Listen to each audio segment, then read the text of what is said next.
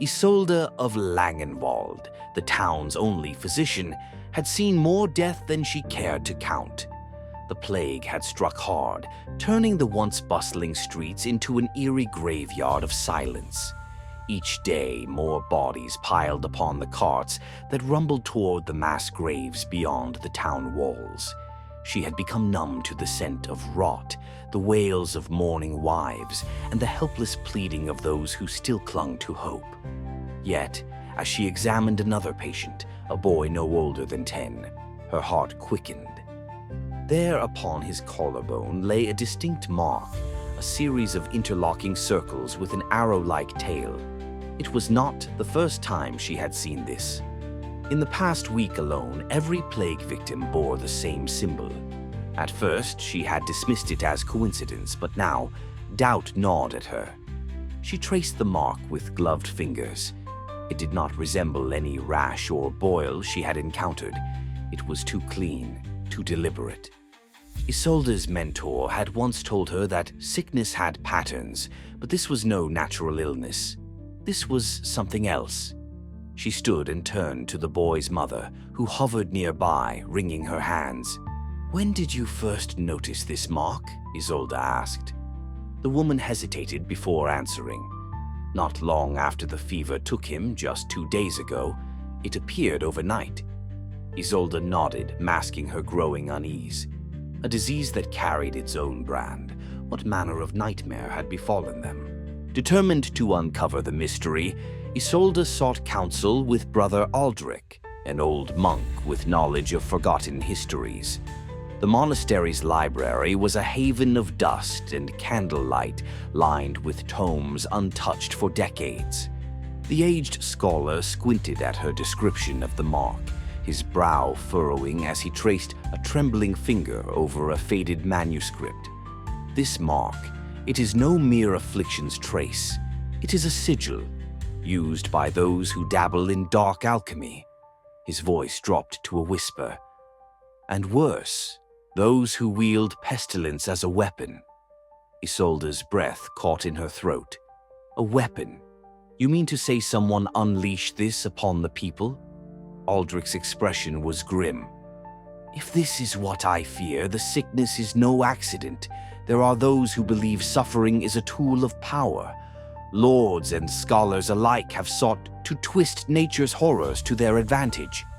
The words chilled Isolde to her core. If this was no natural plague, then someone had set it loose. But who and for what purpose? And more urgently, how could it be stopped? That evening, as she returned home, the shadows seemed darker, the silence heavier. A patient's wife, in her grief, had let slip a troubling rumor that Lord Renaud, ruler of the northern fiefdoms, had been seen meeting in secret with hooded figures. Whispers told of his desire to seize neighboring lands, using sickness where swords would fail. Madness, Isolde muttered to herself.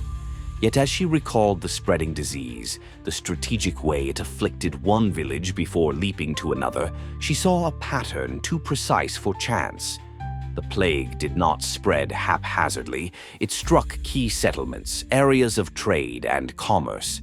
It was not nature's random cruelty, it was design. She resolved to investigate further. But such knowledge carried a cost, and the price might be higher than she could afford. Her search led her to the apothecary at the town's edge, where the enigmatic Mathieu was known to deal in substances both medicinal and lethal. His shop was a maze of pungent herbs, vials of shimmering liquid, and thick tomes bound in cracked leather. He was reluctant at first, his dark eyes wary, but Isolde's persistence and the promise of secrecy wore him down. "There is a poison," he admitted at last, "a tincture that mimics the plague. It weakens the body, leaves one vulnerable to any true sickness. The mark you speak of, an alchemist's brand, a signature left upon the victims of its craft." Isolde's blood ran cold. Then someone is branding their victims intentionally. Mathieu hesitated. It is possible. The Order of the Black Hand has long sought to perfect the art of silent war. Disease is a far deadlier tool than steel. If Lord Renard is behind this, then he has powerful allies. She had expected a conspiracy, but not this. A secretive order wielding disease as a weapon. How many had already perished in their experiments? And how many more would die if they were not stopped? Returning to her chambers, Isolde barely had time to process what she had learned before her door burst open. Two masked men seized her, gagged her, and dragged her into the night. She was taken before a man whose presence sent a shudder through her bones. Lord Renard himself. The nobleman regarded her with cold amusement.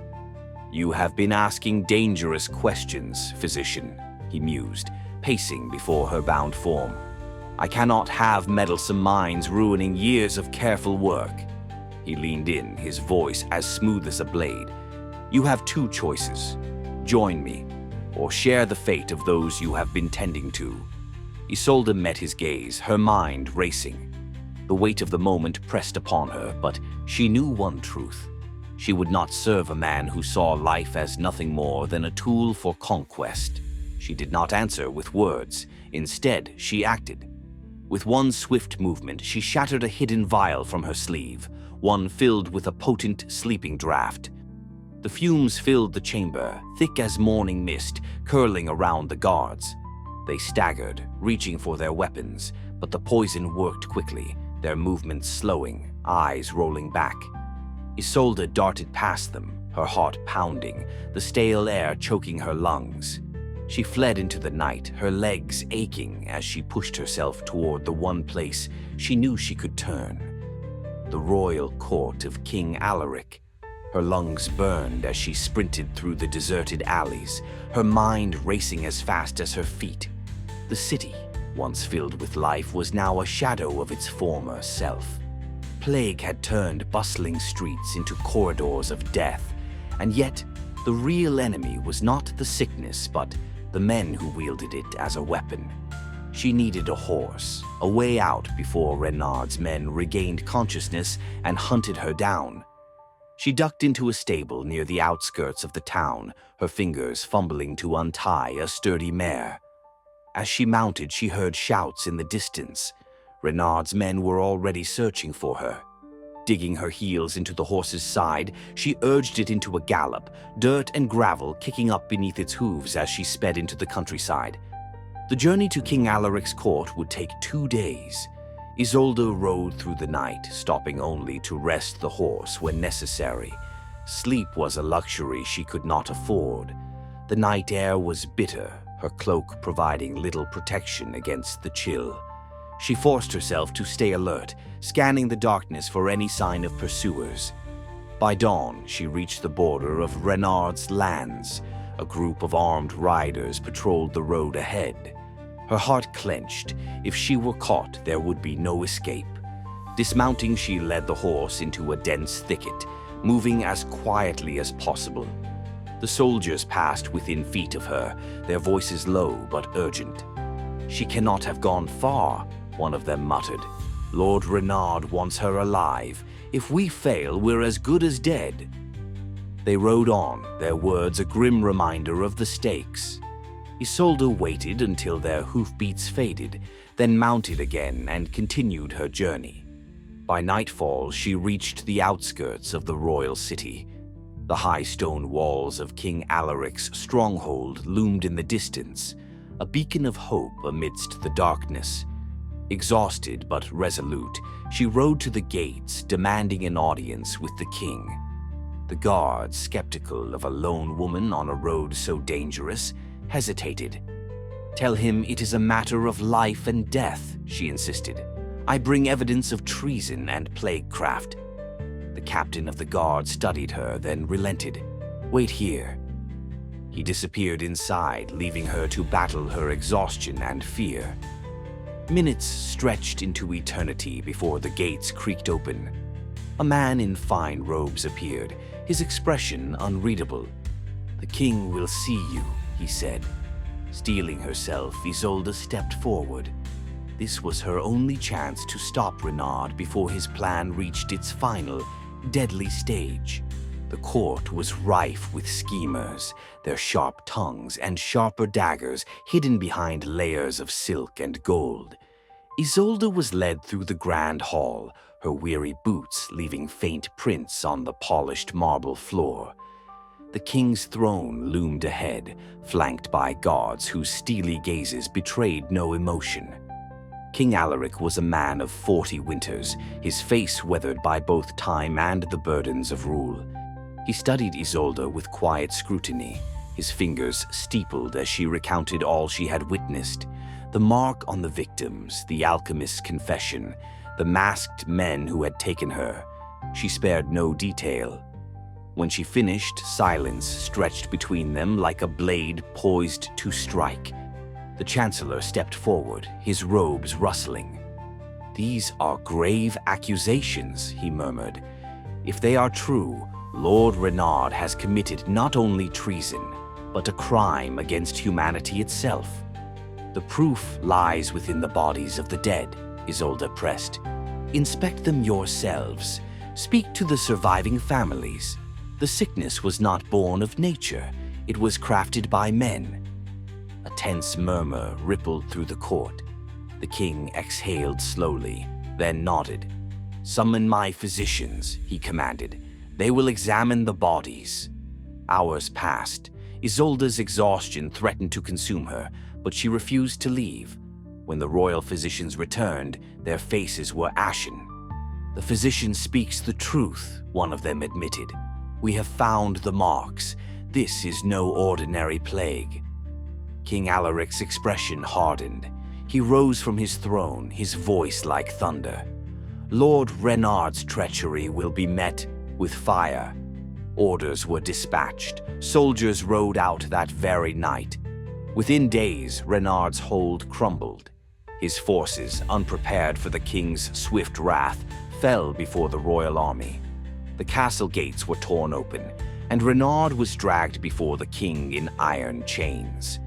"You sought to build an empire from ashes," Alaric declared, "but you will burn in them instead."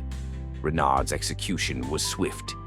His co-conspirators were hunted, their hidden laboratories destroyed. The plague, though devastating, had finally been quelled. Yet, as Isolde stood amid the ruins of Renard's machinations, a nagging thought lingered. If one man could weaponize disease, what of those who might try again? The Order of the Black Hand remained in the shadows, a whisper on the wind, their knowledge not easily erased. Somewhere, other hands were already at work, mixing poisons in the dark. The war against pestilence was far from over. Isolde turned her gaze toward the horizon. She had stopped one monster, but the world was full of them, and she, weary but unbroken, would stand against them all. Her work was only just beginning.